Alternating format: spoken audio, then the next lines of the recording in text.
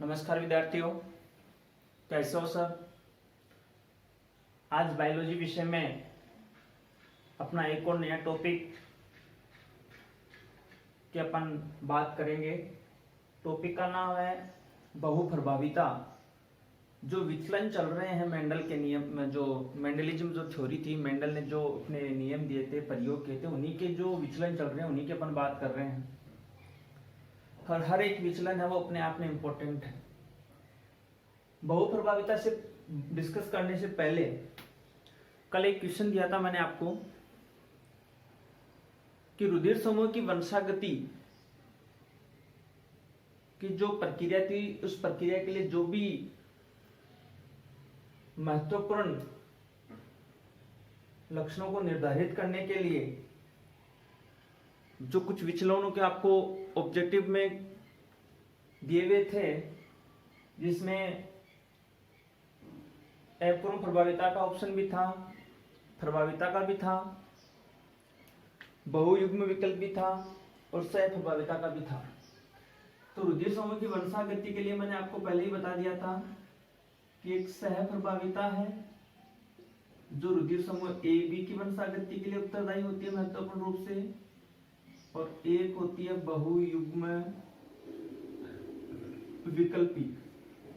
तो जो option number 2 और 3 था वो इसका सबसे बेस्ट आंसर था।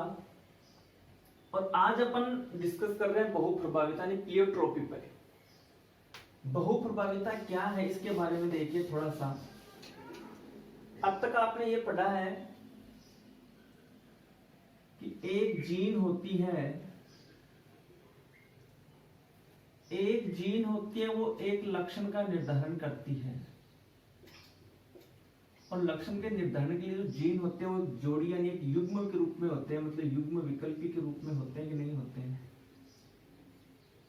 तो आपने मेंडल ने ये बात बताई थी कि एक जो जीन होते हैं उसके कितने स्वरूप होते हैं, 2 होते हैं। कितने विपर्यासी स्वरूप होते हैं, 2 होते हैं, जिन्हें अपन क्या कहते हैं, युग्म विकल्पी कहते हैं। लेकिन बाद में आपको मैंने बताया था, जैसे बेटसन साइंटिस्ट आए, उन्होंने कहा कि ये जरूरी नहीं है कि 2 विकल्पों 2 से अधिक विकल्पी भी हो सकते हैं। तब अपना एक टॉपिक आ गया था बहुविकल्पी। आया था कि नहीं आया था? आ गया था ना। तो जब मल्टीपल एलील्स की बात कर रहे हैं, जब अपन युग्म विकल्पी की बात कर रहे हैं, तो इसका मतलब एक जीन एक लक्षण को निर्धारित कर सकती है। बिल्कुल सही बात है। तो एक जीन के शुरू में 2 युग्म विकल्पी थे, लेकिन आज अपन पढ़ रहे हैं कि उसे 2 से अधिक युग्म विकल्पी भी हो सकते हैं, मतलब बहुयुग्म विकल्पी भी हो सकती है। अब बहु जब विकल्पी हो सकते हैं, बहुयुग्म विकल्पी हो सकते हैं, तो जरूरी थोड़ी है कि एक जीन होती है वो एक फिक्स कार्य का निर्धारण करे, एक ही लक्षण का निर्धारित करे, वो अनेक लक्षणों का निर्धारण भी कर सकती है। और इसी प्रकार एक जीन होती है जब एक फिनोटाइप अनेक फिनोटाइप का निर्धारण कर सकती है, तो एक जीन होती है वो अनेक जीनोटाइप का निर्धारण भी कर सकती है कि नहीं कर सकती। इसी के आधार पर मैं आपको ये बताना चाह रहा हूं कि एक जीन होती है वो अनेक लक्षणों का क्या कर सकती है, निर्धारण कर सकती है। एक जीन अनेक लक्षणों का निर्धारण कर सकती है। और जब एक जीन अनेक लक्षणों का निर्धारण कर सकती है तो वो जो जीन कहलाती है, उस जीन को अपन बोलते हैं बहुप्रभावी जीन। कौन सी जीन? बहुप्रभावी जीन। प्लियोट्रोप जो जीन होती है वो बहुप्रभावी जीन होगी। अब देखिए, बहुप्रभावी जीन आप किसे कहोगे? जब एक जीन के द्वारा अनेक लक्षणों का निर्धारण किया जाता है तो वह जीन कौन सी कहलाती है? बहुप्रभावी कहलाती है। और जब बहुप्रभावी जीन की जो ये प्रक्रिया है अनेक लक्षणों को निर्धारित करने की, तो वो प्रक्रिया क्या कहलाती है? बहुप्रभाविता कहलाती है। समझ गए होंगे मेरे हिसाब से। बहुप्रभावी जीन कौन सी हो गई? वह जीन जो एक से अधिक लक्षणों का क्या कर सकती है, निर्धारण कर सकती है। वह कौन सी जीन कहलाती है? बहुप्रभावी जीन कहलाती है। कौन सी जीन होती है? वो बहुप्रभावी जीन होती है। और बहुप्रभावी जीन की जो प्रक्रिया है, जिसमें एक से अधिक लक्षणों को निर्धारित करने की जो प्रक्रिया है, उसे अपन क्या कह देते हैं? बहुप्रभाविता कह देते हैं। ठीक है। अब इसी प्रकार से देखिए, जब अपन बहुप्रभाविता की बात कर रहे हैं, युग्म विकल्पी की बात कर रहे हैं, तो इसके लिए सबसे बेस्ट एग्जांपल दिया गया था ड्रोसोफिला, जो फल मक्खी है उसके बारे में। तो ड्रोसोफिला के बारे में जो एग्जांपल दिया गया था वो ये दिया गया था कि मेनली जो ड्रोसोफिला होती है वो क्या करती है, उसमें एक विशिष्ट प्रकार का जो जीन होता है, वो एक जीन क्या करता है, अनेक जो लक्षण होते हैं उन लक्षणों के निर्धारण के लिए क्या होता है, उपयोगी होता है। अब वो कौन से लक्षणों के लिए उत्तरदायी होता है, कैसे और किस प्रकार के लक्षणों के लिए उत्तरदायी होता है, इसके लिए जब अपन बात करते हैं तो अपन देखते हैं कि ड्रोसोफिला होती है, उसमें मुख्य रूप से जो सफेद आंख होती है उसकी, कौन सी आंख, सफेद आंख होती है। सफेद आंख के लिए एक अप्रभावी जो जीन है वो मुख्य रूप से क्या होता है, इसके लिए उत्तरदायी होता है। तो ड्रोसोफिला में जो सफेद आंख के लिए कौन सा जीन उत्तरदायी होता है, अप्रभावी जीन होता है। लेकिन जब ये जो अप्रभावी जीन होता है ये कौन सी स्थिति में हो, समयुग्मजी स्थिति में हो, तो समयुग्मजी स्थिति में होने के कारण यह सफेद आंख के लिए ही ये जीन क्या नहीं है, उत्तरदायी नहीं है। ध्यान से सुनना, केवल सफेद आंख के लिए ही ये जीन उत्तरदायी नहीं है, इसके अदरवाइज ये जीन होता है वो ड्रोसोफिला के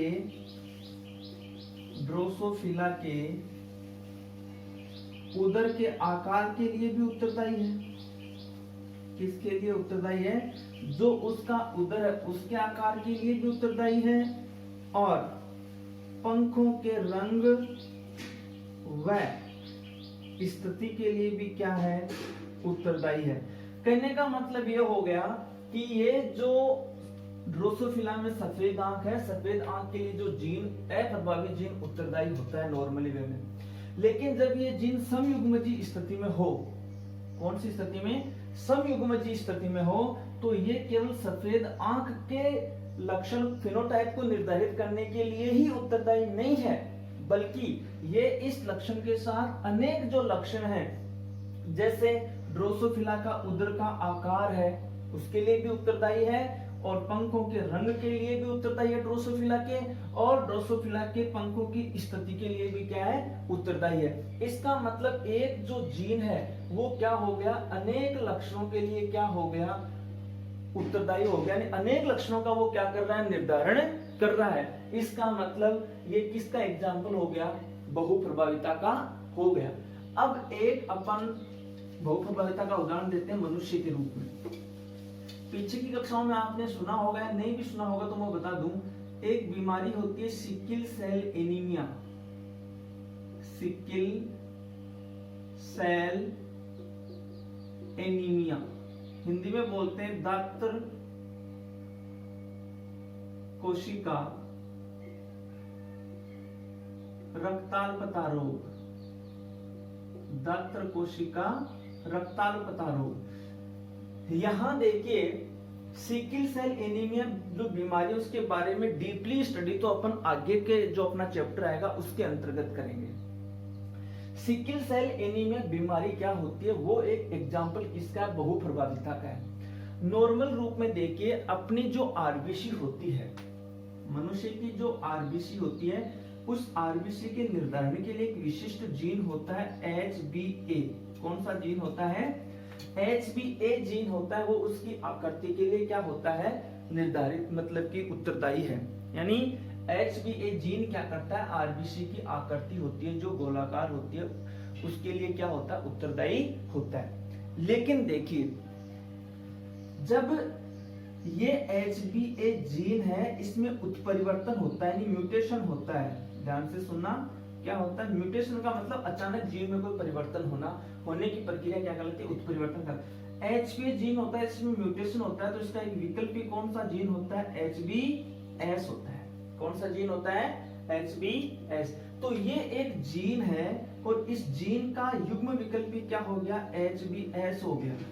तो ये युग्म विकल्पी क्या करता है, आकृति के लिए क्या होता है, उसका निर्धारण करता है कि नहीं करते हैं। अब देखिए यदि मान लो, यहां से थोड़ा सा ध्यान से सुनना, कि अपने जो जनक है, अब इस सिकल सेल एनीमिया जो रोग, इसकी वंशागति कैसे होती है, जनकों से किसमें होती है, संततियों में होती है।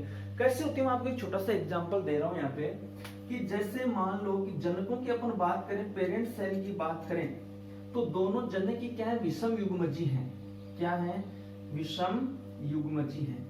तो ये इसके लिए युग्म विकल्पी हो गया और ये युग्म विकल्पी हो गया। जब अपन इनको गैमेट्स के रूप में डिवाइड करते हैं तो यहां देखिए ये जीन है और ये भी जीन है और ये जीन और इसी के समान ये जीन। अब देखिए यहां इसका साथ इसके हो गया, तो अपन को देखना होता है कि यहां एक कंडीशन पैदा हो गई। कौन सी कंडीशन यहाँ पे मुख्य रूप से पैदा हो गई, HBA और HBA। दूसरी कंडीशन यहाँ ये पैदा हो गई, HBA और HBS। नेक्स्ट कंडीशन यहाँ पे ये पैदा हो गई, HBA और HBS। और नेक्स्ट देखिए यहाँ ये कंडीशन पैदा हो गई, HBS और HBS। यहाँ ध्यान देना कि यह जो मुख्य रूप से अपने देखा था कि HBA जीन होती है, वो तो नॉर्मल कंडीशन में क्या करती है, अपनी जो आरबीसी जो गोलाकार कंडीशन में होती है उसकी शेप को निर्धारित करने के लिए उत्तरदायी होता है। तो ये सिचुएशन तो बिल्कुल क्या हो जाएगी, नॉर्मल हो जाएगी। कौन सी सिचुएशन हो जाएगी, नॉर्मल हो जाएगी। लेकिन सेकंड देखिए यहाँ H विषम युग्मजी कंडीशन में है। कौन सी कंडीशन में है, विषम युग्मजी में है। तो विषम युग्मजी कंडीशन में है तो सिकल सेल एनीमिया रोग से व्यक्ति क्या हो सकता है, ग्रसित हो सकता है। यहाँ क्या हो सकता है, केवल ग्रसित हो सकता है। लेकिन समयुग्मजी जब स्थिति आ जाएगी, हमने ये कहा कि अप्रभावी जीन है, कौन सी है, समयुग्मजी कंडीशन में, तो ये अप्रभावी है, क्योंकि प्रभावी तो ये होगा क्योंकि अपना प्रभाव प्रकट कर रहा है। अप्रभावी कंडीशन में होगा, अप्रभावी कंडीशन में होने के कारण ये समयुग्मजी स्थिति में भी है। तो समयुग्मजी स्थिति में होने के कारण जो शिशु होगा, जो संतति होगी, उसकी क्या हो जाएगी, मृत्यु हो जाएगी। और मृत्यु के तहत अपन को ध्यान देना है कि सिकल सेल एनीमिया जो बीमारी होती है उसमें जो आरबीसी को निर्धारित करने के लिए जो समयुग्मजी जीन होती है, यह समयुग्मजी जीन के कारण जो आरबीसी की ये शेप थी, वो शेप अब कैसे आकार की हो जाती है, हसिया के आकार की हो जाती है। हसिया जानते हो ना, अरे दांत लो जानो ना, दांत ली जानो ना, तो दांत लो या दांत लीजिए कि क्या, कि किसकी तरह हो जाती है, आरबीसी की हो जाती है। और जिसके कारण शरीर में किसकी कमी हो जाती है, रक्त की कमी हो जाती है। किसकी कमी हो जाती है, रक्त की कमी। और रक्त की शरीर में कमी होने वाले रोग को अपन क्या कहते हैं, एनीमिया, रक्ताल्पता कहते हैं। रक्त की अल्पता यानी रक्त की कमी या एनीमिया रोग अपन इसी को कह देते हैं। ठीक है, अब यहाँ ध्यान देना, मुख्य रूप से एक क्वेश्चन और बन रहा है थोड़ा सा, मैं आपको बता दूं कि जो अफ्रीकी महाद्वीप के लोग हैं, कौन से लोग हैं, अफ्रीकी महाद्वीप के जो लोग हैं, काफी एग्जाम्पल बेस्ट आपके लिए। तो अफ्रीकी महाद्वीप के जो व्यक्ति हैं उनमें मलेरिया नहीं होता है। उनमें क्या नहीं होता है, मलेरिया नहीं होता है। इसका कारण यह है क्योंकि उस महाद्वीप के लोगों में जो सिकल सेल एनीमिया बीमारी होती है और सिकल सेल एनीमिया के वे वाहक होते हैं। तो सिकल सेल एनीमिया के कारण जो आरबीसी की अपन देखते हैं नॉर्मल कंडीशन में ये स्ट्रक्चर होती है, लेकिन जब सिकल सेल एनीमिया के वो रोगी होते हैं तो उनकी स्ट्रक्चर कैसी हो जाती है, दराती के आकार की हो जाती है। तो जो मलेरिया का जो परजीवी है कि नहीं, तो मलेरिया का जो परजीवी उसकी जो अवस्था होती है, स्पोरोजोइट अवस्था होती है, साइजोंट अवस्थाएं होती हैं, वो क्या कर पहचान किसको नहीं कर पाते हैं, वो पहचान आरबीसी की पहचान नहीं। अरे मलेरिया में यही तो होता है, मलेरिया का जो परजीवी होता है वो क्या करता है, अपने शरीर में आरबीसी का भक्षण करता है और जो आयरन आयन है, जो फेरस आयन है, उनको क्या करता है, तोड़ता है, जिसके कारण अपन के शरीर में क्या होती है, कंपकंपी महसूस होती है। तो इसी के कारण इसकी आकृति ऐसी हो जाती है, तो वो आरबीसी को पहचान नहीं पाता है, और आरबीसी को पहचान नहीं पाता है तो इसका मतलब उनमें क्या नहीं होता है, मलेरिया रोग नहीं होता है। तो बहुप्रभाविता का जो अपना एक टॉपिक था, बहुप्रभाविता के इस टॉपिक में काफी ही इंपॉर्टेंट आपको इतना ध्यान में रखना है कि इसमें बहुप्रभाविता में एक जीन होता है वो अनेक लक्षणों का क्या करता है, निर्धारण करता है। और अनेक लक्षणों के निर्धारण के तहत मैंने आपको बता दिया, एक एग्जांपल आपको मैंने ड्रोसोफिला का दे दिया, एक एग्जांपल मैंने आपको सिकल सेल एनीमिया का दे दिया। अब आपके एग्जाम में जो क्वेश्चन पुट अप होना है वो क्वेश्चन कैसा पुट अप होना है, क्वेश्चन आएगा बहुप्रभाविता क्या है। एक नंबर के क्वेश्चन बनाओ, पहले एक नंबर का क्वेश्चन बनेगा बहुप्रभावी जीन किसे कहते हैं, तो आप आंसर दे देना, वे जीन जो एक से अधिक लक्षणों का क्या करते हैं, निर्धारण करते हैं। वो कौन सी हो जाएगी, बहुप्रभावी जीन। बहुप्रभाविता, तो बहुप्रभाविता की डेफिनेशन क्या हो जाएगी, एक से अधिक लक्षणों को निर्धारित करने वाले बहुप्रभावी जीन की जो प्रक्रिया वो क्या कहलाएगी, बहुप्रभाविता कहलाएगी। अब आपसे बड़ा क्वेश्चन हो जाएगा, बहुप्रभाविता किसे कहते हैं। मनुष्य में सिकल सेल एनीमिया दात्र कोशिका रक्तअल्पता रोग की उदाहरण देते हुए बहुप्रभाविता को समझाइए। या बहुप्रभाविता किसे कहते हैं, ड्रोसोफिला फल मक्खी का उदाहरण देते हुए इसके प्रक्रिया को समझाइए। लेकिन इससे ज्यादा बेस्ट क्वेश्चन कौन सा रहेगा, सिकल सेल एनीमिया रहेगा। अब एक नंबर का क्वेश्चन है सिकल सेल एनीमिया क्या है, तो वैसे तो आगे आएगा। सिकल सेल एनीमिया के अंतर्गत जो आरबीसी होती है वो किसके आकार की हो जाती है, हंसियाकार हो जाती है। कैसी हो जाती है, हंसियाकार हो जाती है। अब देखिए आपसे क्वेश्चन आ जाएगी बहुप्रभाविता किसे कहते हैं, या अलग से 2 नंबर का क्वेश्चन दे दें कि अफ्रीकी महाद्वीप के लोगों में मलेरिया नहीं हो सकता, क्यों, कारण सहित बताओ, तो आपको इसका कारण इस प्रकार से जरूर बताना है। तो ये महत्वपूर्ण बात है। अब आपको मैं एक क्वेश्चन देने जा रहा हूं, जो क्वेश्चन आपकी नीट एग्जाम में आया है, 2017 में क्वेश्चन आया है, इसी चैप्टर से क्वेश्चन आया है। वो क्वेश्चन क्या, आप उस क्वेश्चन को करना। क्वेश्चन है, यदि पति व पत्नी, यदि पति व पत्नी का जीनोटाइप, पति व पत्नी का जीनोटाइप क्या है, IA व IA और स्मॉल आई। ध्यान से सुना, यदि पति व पत्नी का जीनोटाइप IAB व IAI है तो इनके बच्चों में है, तो इनके बच्चों में रुधिर वर्ग या रुधिर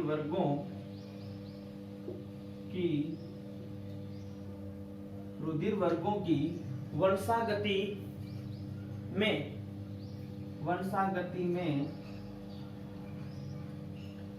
कितने जीनोटाइप व फिनोटाइप बनेंगे।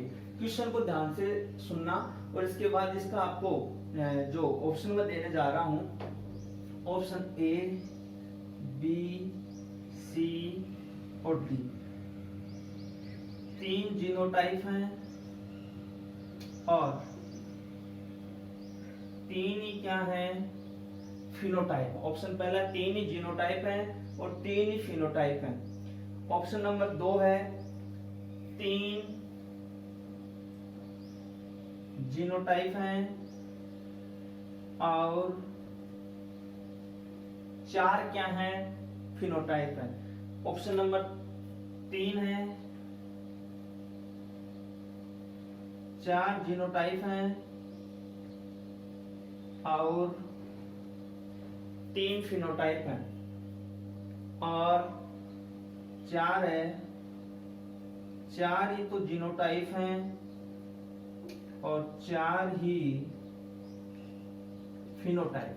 ये है, इस प्रकार आपको इस क्वेश्चन को सॉल्व करना है। बाकी जो टॉपिक की बात है उसके बारे में अपन नेक्स्ट वीडियो में बात करेंगे।